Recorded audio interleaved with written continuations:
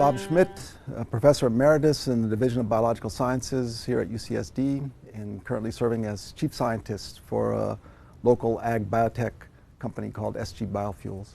And I'm going to be talking to you today about Jatropha as a source of renewable energy. Now, as I'm sure most of you are aware, we can take the oil from algae or the oil from a number of vegetable crops, soy, sunflower, palm, and convert that into biodiesel as a fuel source for our cars and trucks, or into biokerosene as a aviation jet fuel replacement. And that's great because it means we have renewable sources of that otherwise finite petroleum-based products. But what I'm also fairly sure of is that you're probably unfamiliar with another energy crop, another non-food oilseed crop called Jatropha. And that's especially true if you live here in the United States or other temperate parts of the world, because Jatropha is a subtropical plant species that will not tolerate freezing temperatures. And consequently, you don't find it growing in the temperate parts, but it's familiar to those of you who live in the tropics and subtropics. So today, I want to introduce you to Jatropha and some of the features of that plant which make it so appealing, and then spend a little bit of time telling you about an approach that SG Biofuels has taken to try to drive the productivity and economic viability of Jatropha. So in the first slide, I'll give you a little introduction to the plant. It's a very rapidly growing subtropical tree or shrub. In a plantation setting, it typically would be about 2 to 4 meters because it gets pruned back every year. And the plant has certain features which really lend it to agricultural improvement and genetic improvement. I just want to highlight those. And one of them is the fact that you can reproduce Jatropha both sexually and asexually via clones. So sexually via pollination of the flowers to generate seeds, or clonally by stem cuttings which can be placed in soil. They root very readily and form new shoots. So you can capture in that manner rare genetic combinations and perpetuate them through clonal propagation. In many plant species you can't do that easily. The other thing about Jatropha is as a fruit tree, and basically that's what it is, it has a comparatively rapid generation time on the order of 4 to 9 months, depending on the variety that you're working with. And when you consider that many fruit trees, from the time you plant the seed to the time you get flowers and seeds back again, is often 3 to 5 years, this is really rapid. And what that means is that you can go through many more genetic generations. You can do many more genetic crosses and many more generations if you have a short generation time. So it really lends itself to genetic improvement. Now, the fruits that are produced are about the size of a large apricot, and they initially are green, and as they mature, they turn yellow, and then when they're fully matured, yellow-brown, and they begin to crack or dehiss. And inside are 3 large seeds that are about 0.7 grams to a gram in weight, and they have about 35% oil. So it's a very high oil content. And that oil can be processed into a very good quality biodiesel. If we just focus on the bottom part of this slide, you'll see that Jatropha, if we just look at 2 characteristics important in biodiesel, that is cloud point and oxidative stability, you'll find that Jatropha compares very well with these other oilseed feedstocks, in that it has a low cloud point of about 3 degrees, but high oxidative stability around 13. And that's in contrast to something like palm, which has a comparatively higher cloud point.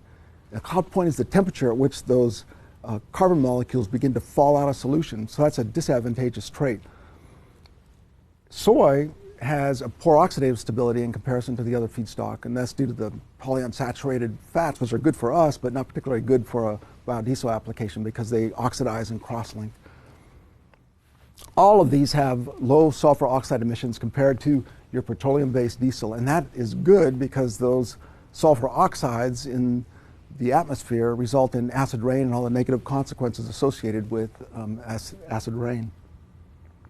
Now, unlike palm or soy, which are edible oils, Jatropha is not. In fact, Jatropha, both the seed and the oil from that seed, produces toxic compounds, and if you ingest it, it induces vomiting. In fact, it's widely known as the vomit nut or the purge nut or purge seed in many parts of the world. And because of that, it's not a food crop, and it doesn't get into this food versus fuel debate. So we're not taking a food crop and moving that into energy production. And this is extremely important in many parts of the world. In India, for example, the Indian government prevents oil companies from using any edible oil to make biodiesel. So in India, they're really looking at a crop like Jatropha to really solve or serve their biodiesel needs going forward. In addition, unlike these other oilseed crops, Jatropha is very drought tolerant. So it is naturally adapted to being able to survive long periods without rain. It drops its leaves, goes dormant. When the rains return, it comes back to life again. And that's particularly important in parts of the world where you have these monsoon seasons that last 3 to 4 months of intense rain followed by 7 or 8 months of complete drought. And many perennial trees would die under those situations. Jatropha does just fine. In addition, Jatropha has a fairly aggressive root system, puts down a large taproot, and it allows it then to occupy these soils that we would call subprime or marginal, where you wouldn't try to plant a typical row crop such as this in this limestone potted soil that you see this set of Jatropha trees growing in here. Now the amount of oil that you can get per acre or per hectare for Jatropha is very comparable, if not better, than many of these oilseed crops, but it pales in relationship to palm. And so you might look at this and say, well, why would anybody plant anything but palm if you want to make biodiesel? Because it yields so much better than the other oilseed crops. Well, part of that explanation relies in where you can grow palm. So for peak productivity of palm, which is a tropical species, you need to be within about 10 degrees north-south of the equator, where you have plenty of water, plenty of sunshine, very fertile soils. Jatropha, on the other hand, has a much larger growing range from about 30 degrees north latitude to about 35 degrees south latitude. Does not require as much water as palm to grow. So you have a much wider area of land that can be occupied by the growing of Jatropha than you could for something like oil palm. In addition, there are other products that you can get from Jatropha other than just using the oil for making biodiesel or aviation jet fuel. One is the biomass. Jatropha as a fruit tree needs to be pruned back every year to get maximum productivity. Those accumulated prunings can be burned or combusted in modern day furnaces to generate electricity or steam power. You can't do that with soy. There's just not enough biomass there after you harvest the seeds. Likewise for the protein, once that oil is squeezed out of the kernel cake, that remaining kernel cake has about 60% protein in the case of Jatropha. So that's a high amount of protein. And even though that protein is toxic, there are non-food applications for those protein sources, such as the generation of polyols, which are the precursor for styrofoam-like insulation for housing and buildings, or for foams for the cushions of automobiles or airplanes. So there are other applications besides food applications for that protein. And there are methods that can detoxify that protein so it can be used as a feed source, but it adds cost to the whole process. In addition, the qualities of the Jatropha oil are such that you can use it to make biodegradable industrial lubricants, hydraulic fluids, dielectric coolant. So there are many other applications for that Jatropha oil because of the qualities of the oil. Now, in spite of these good qualities about Jatropha and its characteristics that lend it to agricultural practices, if you Google Jatropha plantations, you will find that there are many reports of the failures of Jatropha in India, in Africa. And the reason it failed is because the plantation development got way ahead of the agricultural science that was needed to really build a better Jatropha. So the yields simply weren't there to make it economical. And if you look at any of our commercially viable crops today, they're all improved versions of their wild relatives, whether that's the tomato or the sunflower compared to their wild relative, or the beautiful example of the yield you get from modern day corn compared to its wild grass relative teosinte. Jatropha needed to go through that same kind of improvement. You can't just take that wild germplasm and expect to get commercially viable yields from that. And if you want to improve that crop, the foundation for any credible crop improvement program is this: it's germplasm. And germplasm is just the sum total of whatever genetic variation that humans have to push that crop, to do artificial selection, to move it in a direction which is more favorable for our human needs. And if you want to get a large amount of germplasm, one place to look for that is in the center of origin for that species, because the center of origin is where that species evolved. It's where nature has had the longest time to push that crop to adapt to various extremes of temperature, rainfall, soil conditions, insect pressures. So if you can find the center of origin, you can usually find the most genetic variation. And we now know that the center of origin for Jatropha was likely Central America, very likely Guatemala, southern Mexico. And about 3 centuries ago, the Portuguese brought a little bit of Jatropha out of Central America, took it to their colonies in the Cape Verde Islands in Brazil and Africa, and from there it spread pantropically. And it spread primarily because it was easy to grow, number one, but also because it had medicinal qualities associated with it, as indicated over here, and as is reflected in the origin of its name.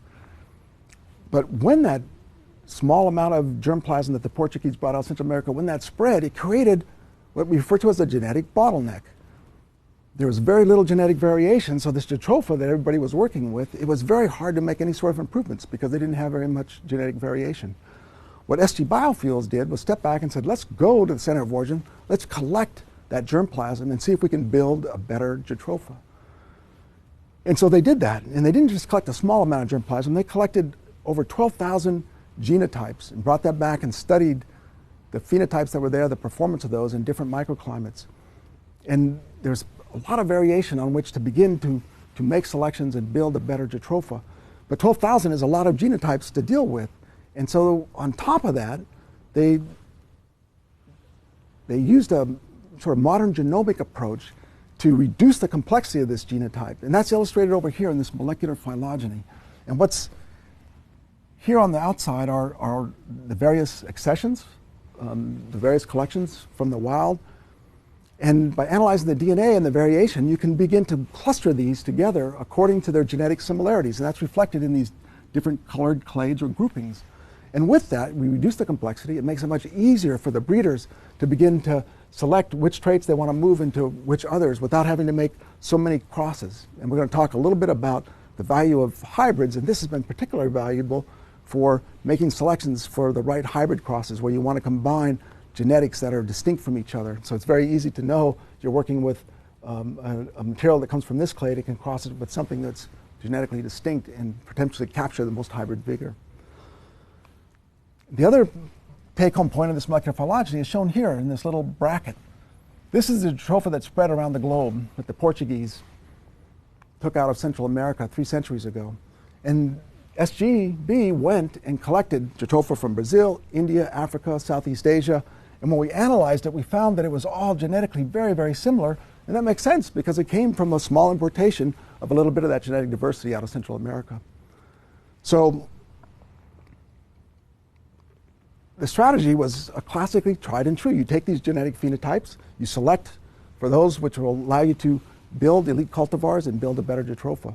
And whether you're looking at branching or the seed size or the variation anthocyanin, you can display that across your collection based on graphs here, as illustrated here for the oil content as an example. So among our collection, we have oil content as low as 24%, and in some lines we have it as high as 44%. Well, clearly the breeders are working with this material over here because it has the highest oil content, which is important to us. Likewise, if one displays the variation in fatty acid profile, you see big variations, highs and lows, and breeders love this because what it means is now you can take that and begin selecting, depending on what your downstream application is, for variation in that fatty acid content. And a trait that was really useful for SGB to focus on early on was inflorescence branching because it led to higher yields. Where typical Jatropha inflorescence has maybe 5 or 6 branches, and at the end of those branches where you find the female flowers, there's one here, on this branch there's one here. By selecting for more inflorescence branching, we were able to select for more female flowers. The female flowers produce the fruits, inside the fruits are the seeds. So very rapidly we were able to shift the yields towards much higher than what was possible with the old land races of Jatropha which existed prior. Another trait which was extremely useful was to stabilize what we call the female-only trait.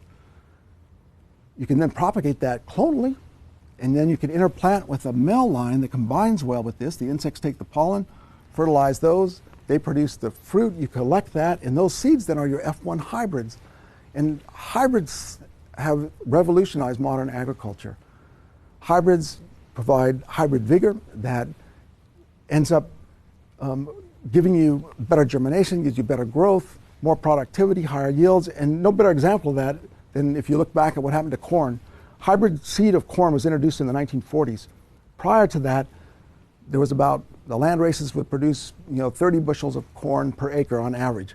After the introduction of hybrid corn, you see this rapid increase in the amount of yield that could be attained. It's not all due to hybrid vigor. Some of that is due to mechanization, modern agronomic practices, but about 50% of that yield increase is due to the hybrid vigor that can come.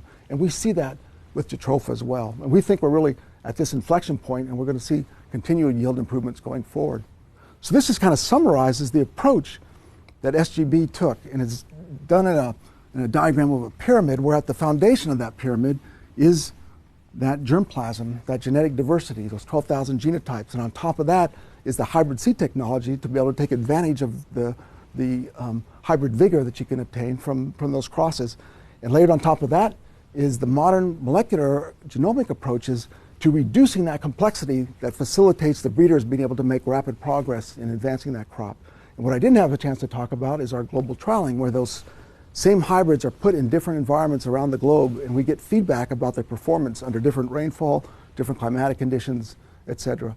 And so in a very short amount of time, we've been able to increase the yields 400 to 900% relative to commercial material, which was out there prior to this.